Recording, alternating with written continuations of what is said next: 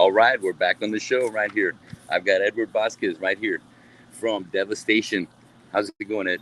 Very good, sir. All right, man. What a surprise, man. I'm really glad you were able to make it out to the tribute today. It's such a remembrance to. I'm glad that we're able to get together today because remembering the things that you guys created with Devastation really has been changed the lives of a lot of musicians here in town that have really been inspiring and just let us know that the potential that you could make a difference out there if you just fucking work and grind and fucking if you believe in your music and you want to go out there and fucking live it, go take it. And you guys did it, man. Y'all had fucking great runs, great tours. um, you're going out there with Death, right? You've been out there with Death, and of course I remember the run you did with Sepultura. Yeah, Man, first years. yes. Their first visit to the U.S. That was How awesome. incredible that was, especially for a band like Sepultura at that time that was changing the game. They took what I think like what Metallica was doing and just kind of even up the game, where they kept that groove like in a song like Inner Self, Right. and really kept the thrash alive and fired up for guys like y'all, and just keeping the torch burning and keeping everybody inspired to like, hey, here's where we're going next. And they were influential, just like you guys were so influential as well. And it's just been a great experience for myself, being music lover here in Corpus, to be able to experience you guys jamming throughout the years. You know, today being my birthday, I'll be 53, or I am 53. So, man, I've been in the scene here in Corpus my whole life and have been watching you guys. And I want to say the first time I might have seen y'all might have been, I don't know if with what order came first, either the Anthrax concert or the Metal Church concert. Which one came first for y'all? Well, I wasn't in the band at that time, but it was Anthrax at the Ritz. Okay, Anthrax with the Ritz. Okay, Ritz, and that was when Alex, Alex was in the mix. right. Okay, Metal Church. I felt like I remember it it was was the first. Stardust. Yeah. And I think maybe Alex was still there. No shit. Yeah, I think so. Okay. I'm not- Okay, so how about at the Ritz then? Was it maybe the Celtic Frost, Exodus? at the Ritz. Yeah. Man, I don't even remember that. You remember that one? I could have sworn you guys did that one at the Ritz. At the Ritz. Wow. It was into the That's what stinks. pandemonium. I mean, if, Oh shit! Right, there were so many know, great shows, right? Yeah, Hell some, yes. some stuff that just after all these years, I think the mind kind of goes. It does. And then you think you remember. Yeah. It. You have this picture in your mind, and it was Yeah. nothing like that because you compare notes with someone else, and Yeah. it's strange. Like I those, get but it. I remember. I mean, I remember Celtic. I guess Celtic Frost was the Mexican radio. Yeah. Pandemonium. Yeah, into the pandemonium. Um, And I think Exodus was on the Pleasures of the Flesh tour. Wow. Yeah. Oh, fucking killer, I brother. remember Killer. that, but man, I don't remember Devastation opening up though. Maybe I who could be knows? the one who has it wrong, man. You know what I guess mean? My maybe bad. Rodney- Because sometimes I get it mixed up. Yeah, Holy it's shit. true. Well, let me ask you this. What was your most memorable show here in Corpus with Here in Deva? Corpus? And I know Oh, the man. end of summer slams are always a Yeah. fucking big treat for me to always look forward to. It's I mean, I totally remember those, and those were cool. And totally remember just the last time we played here at Zeros. Yeah. Because Oh, we didn't- shit. We didn't play too many times here in Corpus. You're right. And I'm For thinking, being a local band and we just, I don't know why, but we just didn't, Yeah. And that's the strange thing about it. let me ask you this. That was the Demolition Hammer show with Malevolent Creation. Right. That's when all hell broke loose there at Zeros. Somebody broke a ball over Mark's head, and man. shit fucking got crazy. What It- Mark? Mark Sieber, the owner. Oh, really? Yeah, things just Oh, fucking shit, I got didn't know out that. of fucking hand, and I remember that shit going down like holy fucking shit. Wow. But it was balls to the wall packed Was that he day. okay, or- Yeah, man. Mark's a fucking shit. He's a warrior. Shit, it's gonna take more than that to take that big guy down. Shit. But that's how much energy and mayhem that show created with you guys in there. Holy shit. What a day, man. That was awesome. And unforgettable. I got I always try to get a tour shirt from everybody that plays, but the only one that survived that tour was my Malevolent Creation. So I still got that one as a remembrance of that being one night I'll never forget. Yeah. So, Awesome. we're here today because we're celebrating Dave Burke's life, and he's changed a lot of lives here in Corpus by the music that he's created with you guys in Deva. So let me ask you, when and how did you first meet Dave? Man. Well, when Alex was in the band, when Devastation got formed, what I remember is Alex had called me and asked me if I was going to be trying out for the band. Okay. I told him no, and so I mean, I guess he was going to try out anyway, but he was just asking me. We knew each other, Alex and me, and so he asked me, and I told him that I wasn't, and he tried out and he got the gig, and that was Okay. it. And so when I met Dave, I guess I was hanging around with Rodney. I mean, we all kind of knew each other, but we just, going to shows in Yeah. San Antonio or even local shows here in Corpus, and so I would hang out with Rodney quite a bit, and that's how I met Dave. Okay.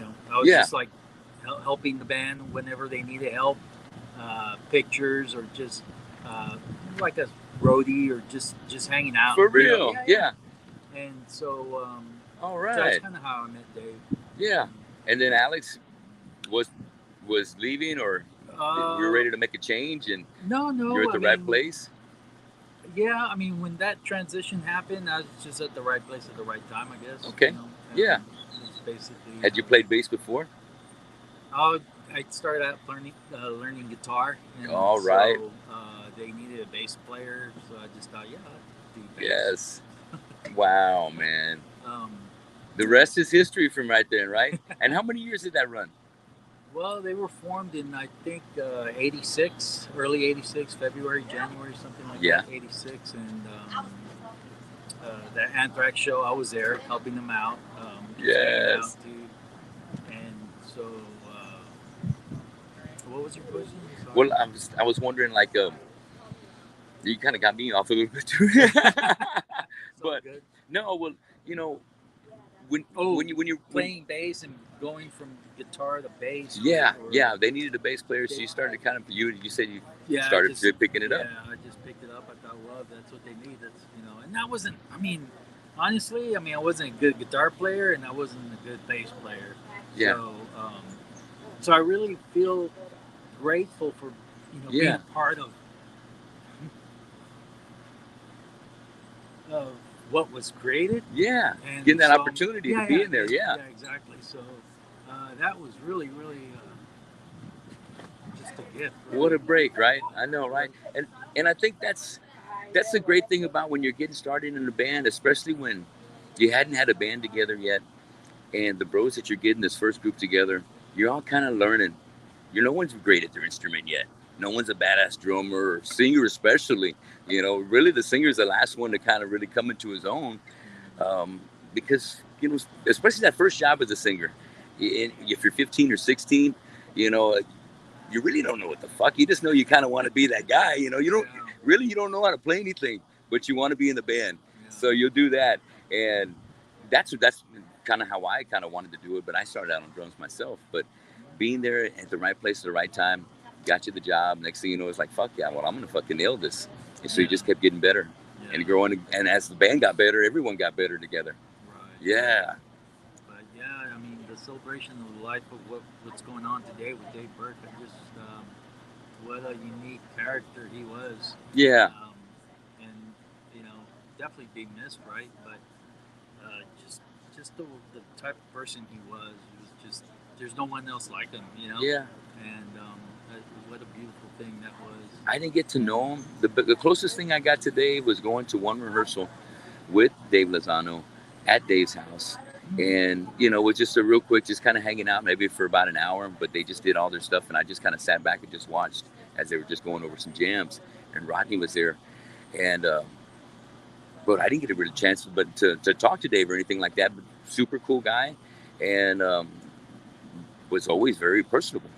Never, stuck up in any kind of manner like that. Always very cool to, hey, what's going on? If you approached him, he was very cool to say hi, take a picture or whatever. And I wish I would have had a chance to know him better. Yeah. Well, let me ask you another question. What bands at that time were you and Dave and the rest of the guys in Denver were inspired by? Just that whole '80s Yeah. genre, but mainly Slayer. I mean, I think that was a Yeah. big part of They were the kind of big dogs, right? Yeah, and of course Metallica. Of course, yeah. They basically started off everything. Yeah. It seems like, but yeah, that was the whole Exodus. I mean, the whole thing that was just right. going. What a special time too that was. Yes. For just growing up in that era. I don't see that going on now. Of course, I don't keep up with it either, but it just doesn't seem the same. It's not. It's not. I've tried to keep keep in touch with everything that's going on in the scene over the years. By always playing in bands and stuff like that, and having different musicians jam with me that are in their 20s and their 30s and their 40s. You know what I mean? And really just being able to kind of get that energy and get that different feel that these other guys are bringing to the table, and wanting to stay in the mix, kind of stay in the that modern mix, so that way I can kind of keep up with the times and shit like that. But that time was everything was just there was foundation for thrash metal being created in so many different lanes, like the Exodus, like the Testament, like everything coming out of the Bay Area for the most part. You had Death Angel, and of course you had Slayer and being at the top of the heap, and Metallica and Megadeth doing their thing. And it was so awesome that we had our own reps. Devastation fucking going hard over here. It was like fucking incredible. Being a fan of metal in our area, we had a lot of badass bands. We had bands like Cryonics. We had bands like the Brewish guys jamming. We had Hypnotic State. So we had a lot of great bands here too. But you guys fucking took it to the next level. Got that badass recording with Scott Burns, for Idolatry, and just getting yourself in the mix with all the mainstream bands that were doing the same thing at the time. Very very cool that I was kind of at least being able to be friends with Dave in high school when he was getting recording for Idolatry. It's kind of neat to know somebody that was on the inside getting the recording done and all that stuff. Really exciting knowing that y'all had that Idolatry in the works and getting ready to come out. And never did I think 30 years from now that we'd be sitting here talking, and Idolatry is this fucking beast, and it stood the test of time, and everybody is fucking really can't say enough great things about the work y'all created. Incredible. Incredible. So who would you say wrote most of the music for Devastation? Honestly, I didn't have anything to do with that part of it. Yeah. But yeah, it was Dave, Rodney, and Henry. Okay. Yeah. Dave really brought the uniqueness into it. Kind of like I've always said, like some type of voivodish type of chords in there. Yeah.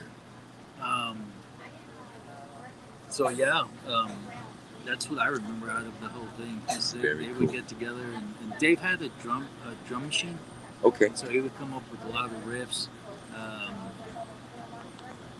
And so he would put the drum tracks behind it, what he thought was, was a good beat to have.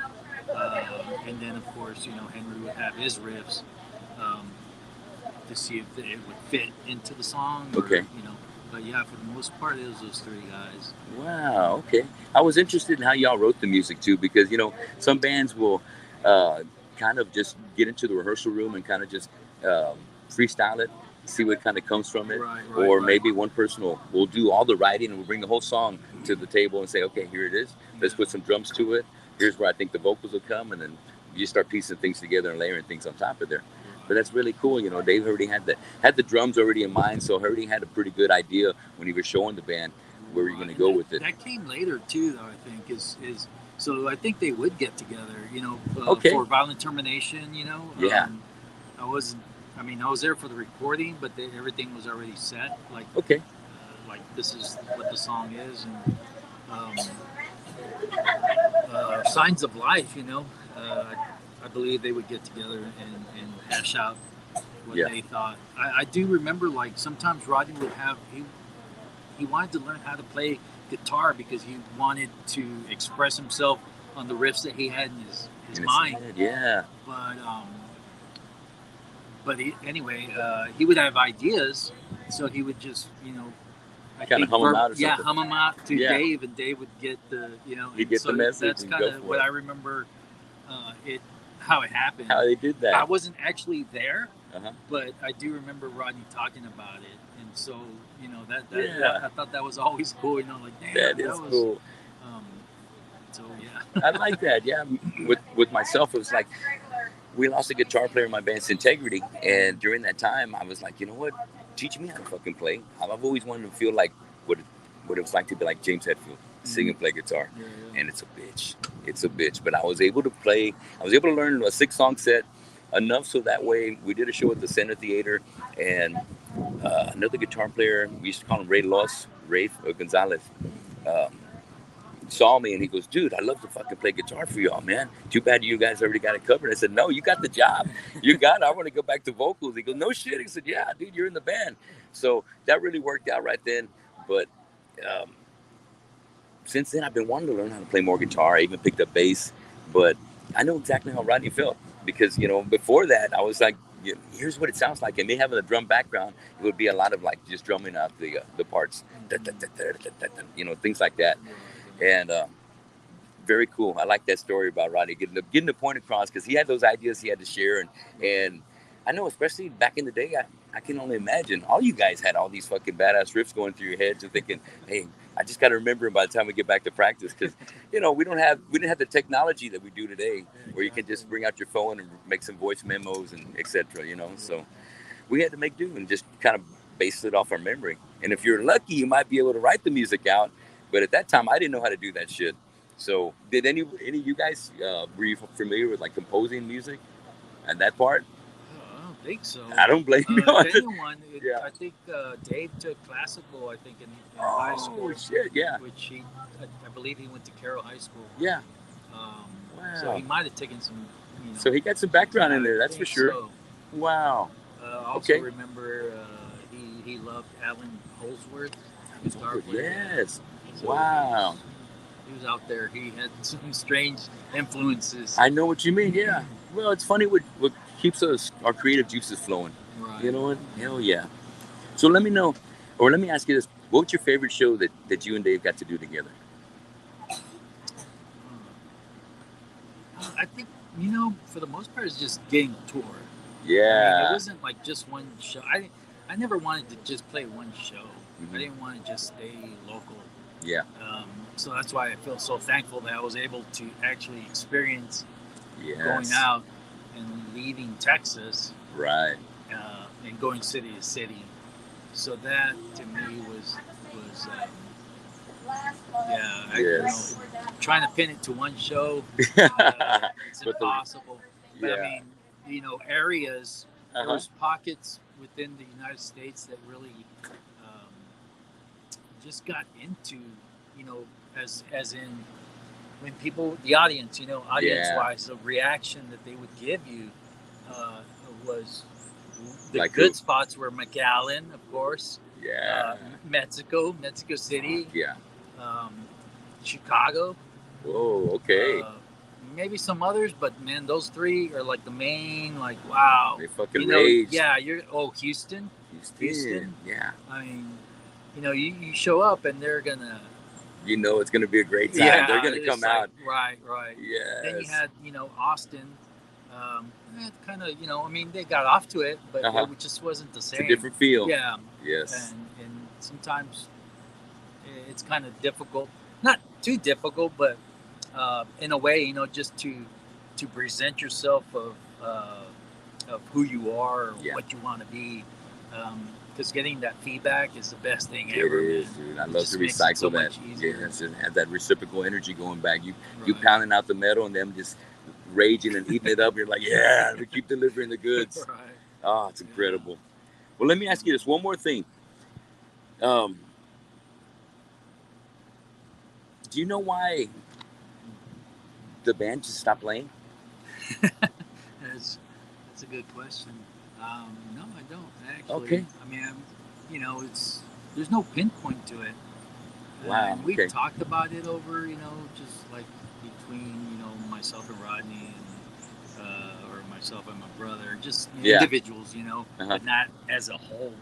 Um, but yeah, I don't know. I mean, what I do know is Dave just decided to stop. Oh, Yeah. okay. Well, that's a big reason right there, dude. Yeah, Yes. that's a big reason. And, What career did Dave go into after music?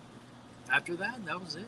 Really? Yeah, I Okay. don't think he did anything after that. Well, I mean, But man, what's really man, what I do know also is I remember him showing me some stuff that he had after Idolatry, like some new stuff. Yeah. On his, taped up, and oh man, and how was that? It was man. I wish I had it. Yeah. I wish I had it. I mean, it's. I sometimes wonder, is it still out there? Does someone have it? Is it packed away? But I do remember, like, oh my God, it's going to be some cool stuff, you know? Yeah, if only, right? If only he had the chance to share it and put it out. And it was super cool. Awesome. It was actually the first time I actually heard, like, oh shoot, I hear some bass notes. Okay. When he showed me that tape and I heard it, I felt like, oh man, I hear some bass notes. Because before I never, I just played the guitar part. Yeah, or at least tried to. Mm-hmm. Right. But yeah, that time when he showed me that, and there was no title, and I don't even think it, I don't know how long it went, but they're all rough drafts. Yeah. Totally. How awesome! It's like beautiful stuff, and so anyway, it's like the first time I heard bass notes, I thought, oh man, but I didn't have my bass around. I just like you're already getting there. It's like, I can like, hear my part on top of that. Like, I wonder if I'm gonna be able to pull it off. Already thinking your role on top of that. Like, you know what? It becomes our next song. Okay, how do I fit into this? Okay, I get it, man. But I tell you, Ed, thanks so much for sharing your time, and it's such an honor to have you out here at the tribute today. So let me let you go. Thanks a lot for spending some time with us, and we appreciate you being on the Tony Gomez Show. We'll see you later. We'll be back at you later, man. All right, check it out. We're still here at the tribute. We're checking out some badass pictures from days past. We've got his loved ones here in the house. So we've got some great footage here. Look at that right there. Very cool. Coming out of the way. There we go. Check out Dave as a kid. Look, came with his brother. There you go. Yeah.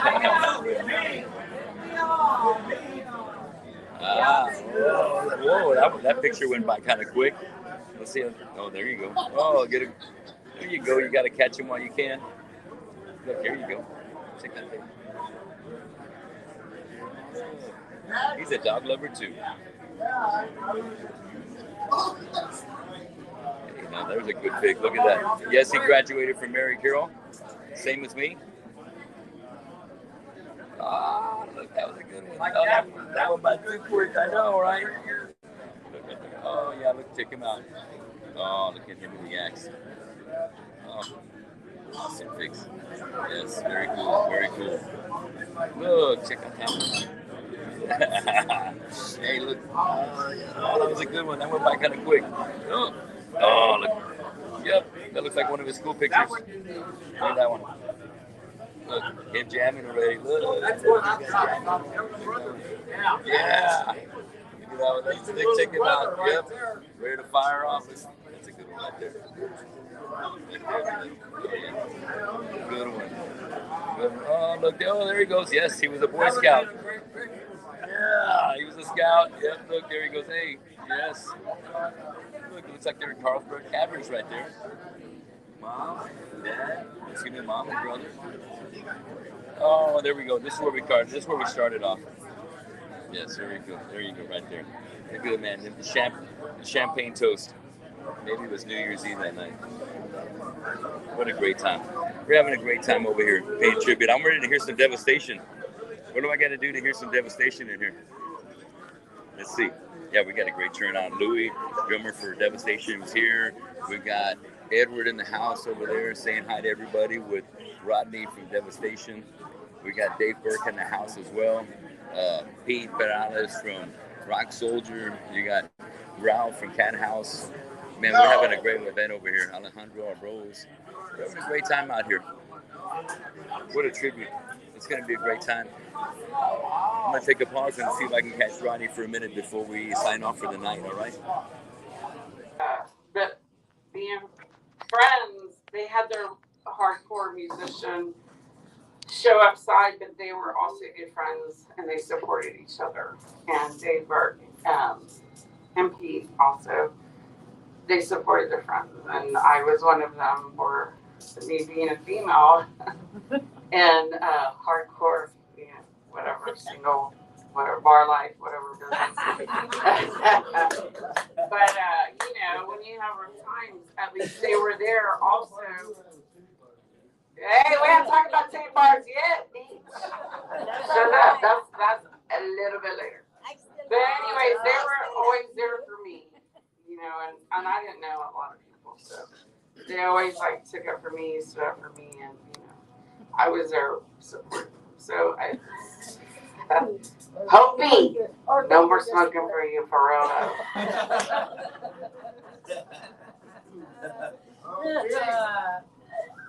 But anyways, Dave, everybody partied, we had our whatever, when you're young or whatever. Now we're all grown up now. We're all grown ups now.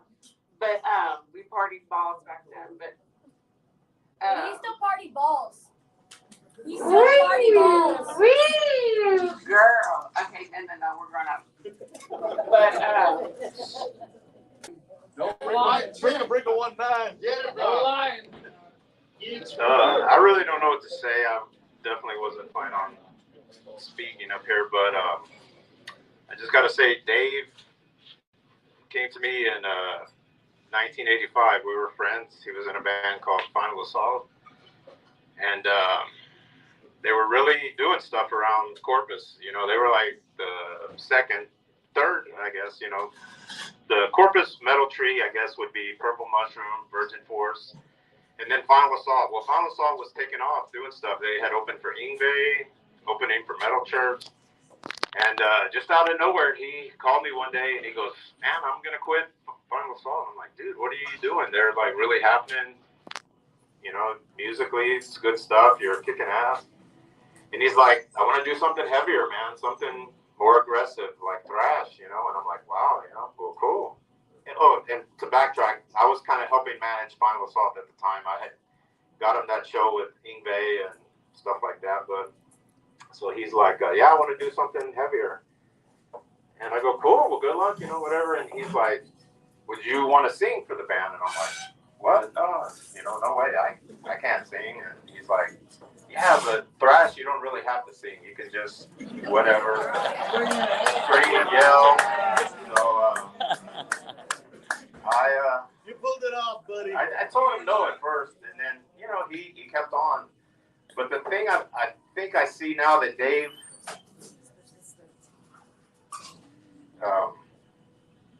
he kind of saw in me that I was like a metalhead, and I was very serious and real into it. And so I was per se like the Lars of the band. I didn't have the talent, but I had the ambition. Yeah. And he knew I would do anything to help us get to where we needed to go. So, needless to say, he talked me into it. We started it. And then I had a little apartment on Everhart at the time. And I remember he came over and just me and him right there with his guitar. Yeah. And we just started writing tunes. Hell yeah. Rest is history, brother. Yeah, rest is history, but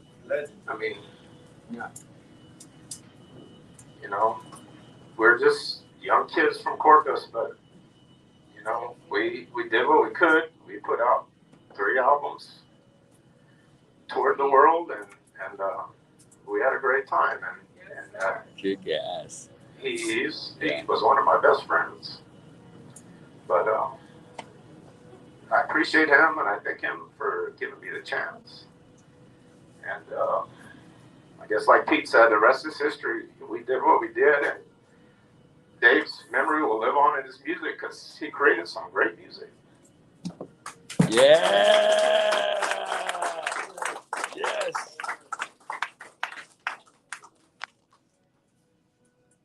Many times with the guys practicing in the garage, Father wondering what the hell he's going to say to the neighbors about the noise. Trying to keep the peace. And a number of nights, y'all guys are out on the road. My mom wondering where they were at, who they're going to call, if they're all right, everything like that. Few sleepless nights on her part. But hey, we supported all the way. We knew what he was going to do. You know, we were there for him 100%. Like I said, his time came too soon. Way too soon. Yeah. Would like to keep around a little bit longer. A lot longer, not a little. But hey, I just want to say, hey, thank you all for coming out, showing support. I really appreciate it. Thank you. Yes. Thank you.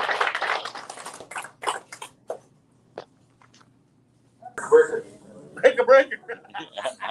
Mike Rodney, I don't know where to start. It's good to see everybody here.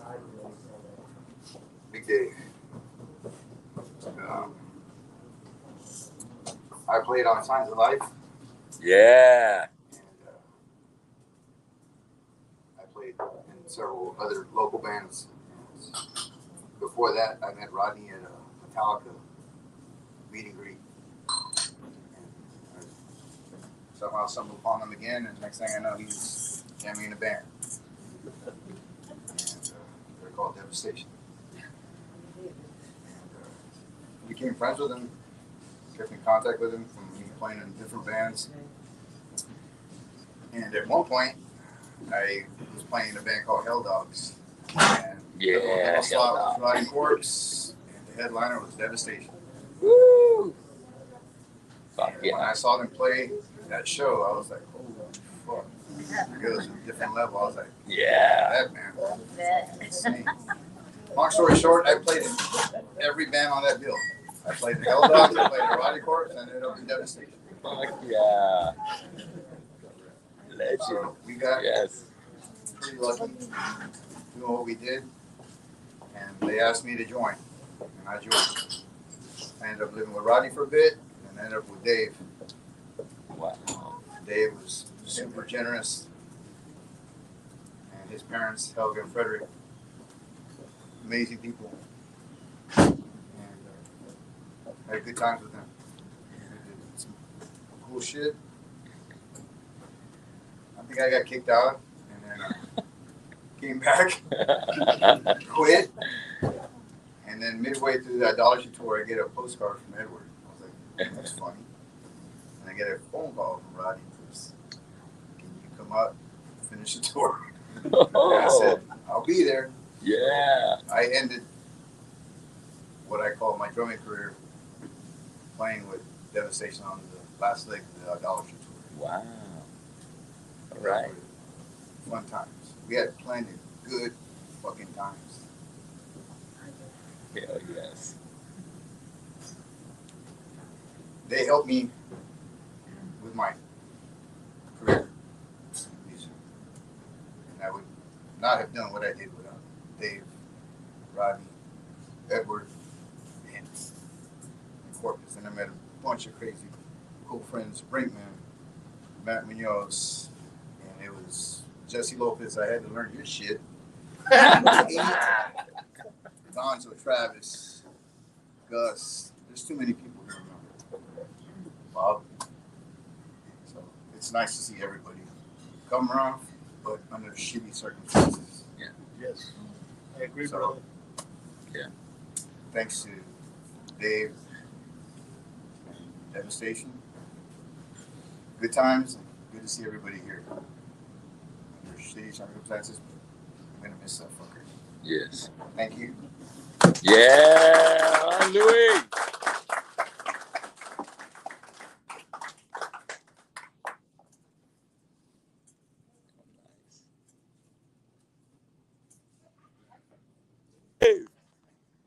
Yeah.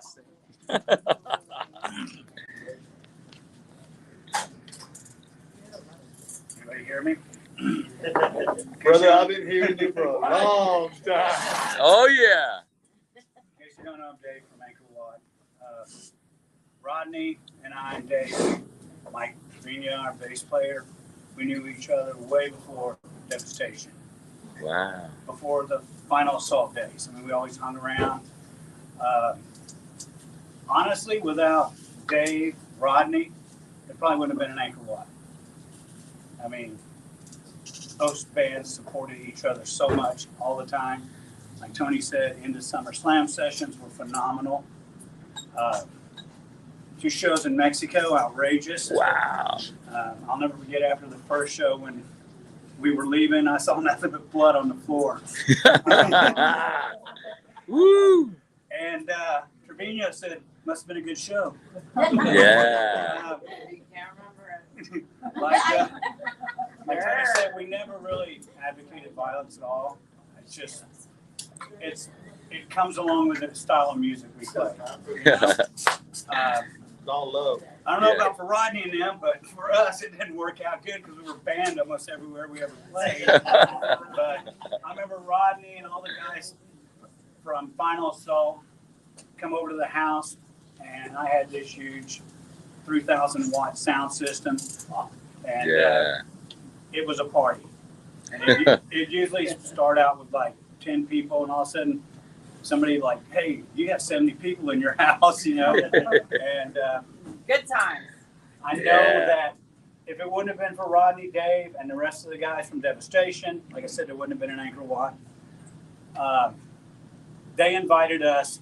We had never even played a live show, and they invited us to play the Summer Slam Session #1. Cool. And I was like, oh, shit. And I remember we did our sound check, and Rodney came up and he kind of went, yes. And my band was worried because I was standing just like this when I sound checked. And they were like, oh, what's he going to do now? Well, as people tell you, both bands were wild. Yeah. Both bands really loved what they did. We watched out for each other. We exchanged instruments, things like that. It's a scene I wish that would come back again. I'm not sure it will. I hope it does. I wish Devastation would come back again because they're one of the greatest Texas bands in the world anyway. After 30 years of hibernation, my band has come back. Rodney does all our shirts. Yeah. But you know,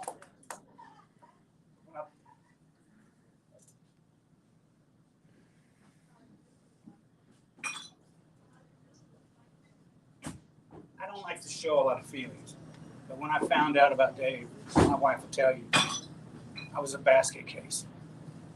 I mean, you hear about other people, other bands passing away, but when it's family, and that's what we all were.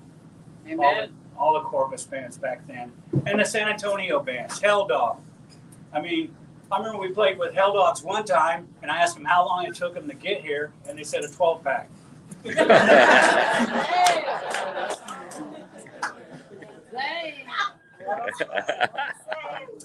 I want to thank everybody here for coming out.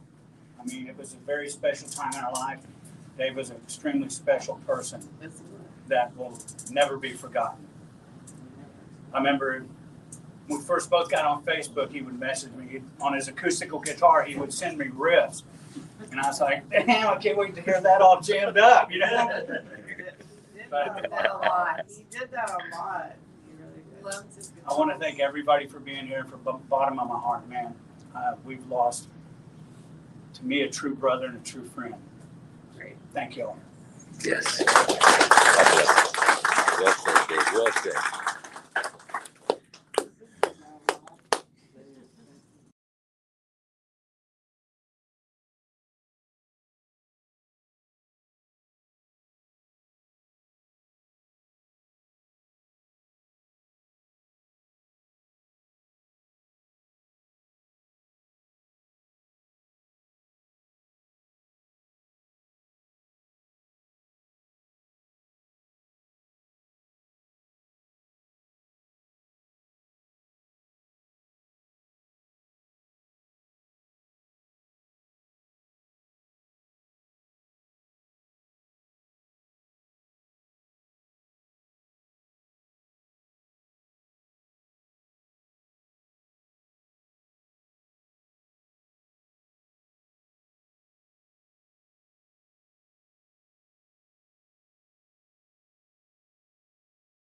the mic out of his hand. Morello. It was chaos after rehearsals, man. I remember Louie being in town and Rod and Ed and the Red Band days. If you know guys know about the Red Band, then you know what I'm talking about. Everybody's in trouble. Bob knows. Who said that, John? I found it on there. Yeah. You know, Dave was a rock star when there wasn't any fucking rock stars around. Yeah. But to me, he was my brother. Yeah.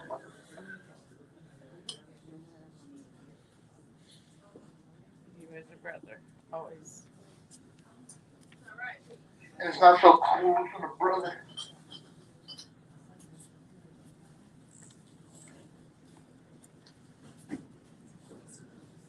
You know, I'm not gonna sit up here and bullshit all you guys, but my heart's fucking broken.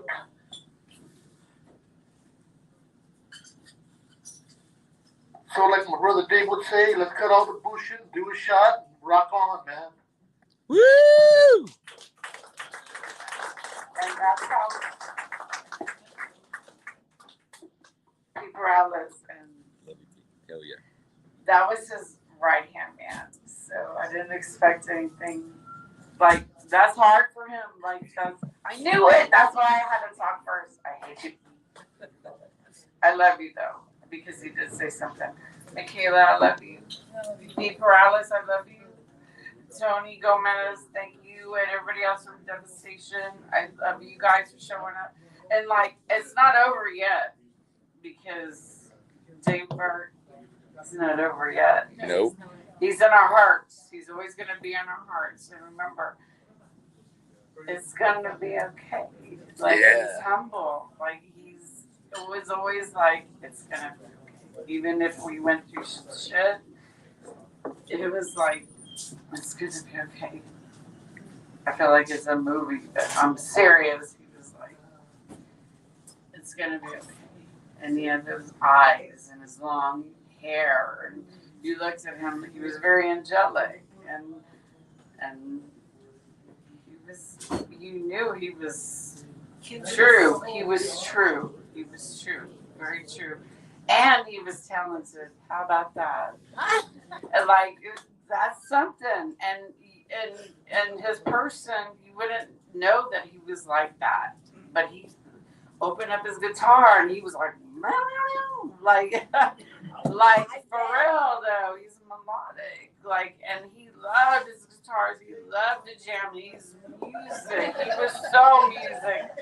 You were like, you know what I'm saying? I'm sorry. But you know what I'm saying? Like, he was bam. Did I say something funny? So I hope you stop fucking that shit. But anyways, oh no, Petey's over there making fun. Petey! Fellas! Now you know what I'm doing. You could! And Dave wouldn't want it any other way, okay? I love y'all. Okay, here we Yay! We love you, Dave.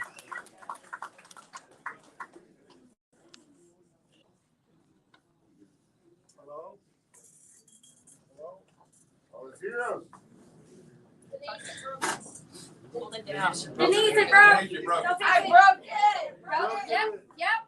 I broke it, Mark. Hello? There you go. You're back. Yeah. Zeros forever. Forever. Mark from zeros again. My name is Mark Sieber, and I'm an alcoholic.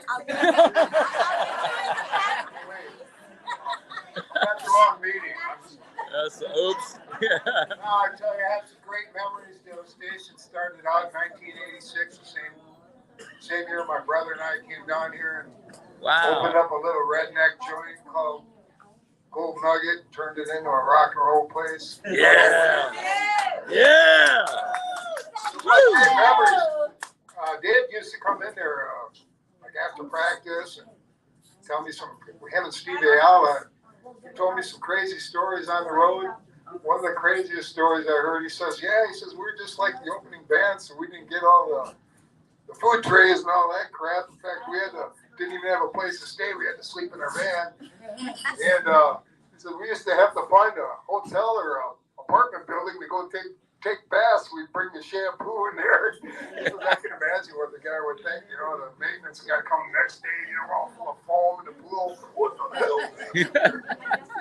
Anyhow, great memories. I'd like to thank you for all his memories and everybody who showed up tonight, man. God bless you all, man. Thank you. Yeah. I just want you to know that was definitely a memory Dave fucking talked about. That was definitely a fucking memory because I remember that one out the fucking book. Hell yeah, Mark.